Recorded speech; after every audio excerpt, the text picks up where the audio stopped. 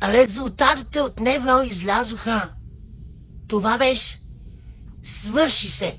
7 години частни уроци, сборници по математика, по бел.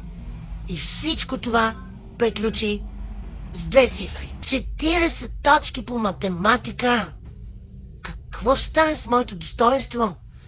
Със социалния ми статус, който 13 години градих с труд във Фейсбук и на срайни сбирки? Вече си го представя в Американския колеж или в СМГ. В най-лошия случай в английската. Облечен с костюм на завършването. Изнася реч на 3 езика. Аз плача от гордост, докато Илон Мъск му предлага работа по телефона.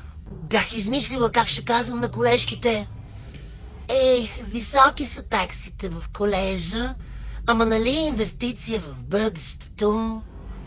Исках да страдат, исках да ги гледам отгоре. И сега какво да им кажа?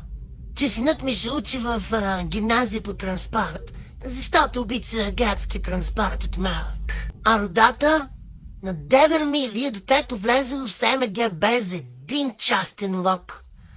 А сега на мене всички ще ми казват с една ехидна усмивка: важното е да сте здрави. То не всеки има капацитет за наука.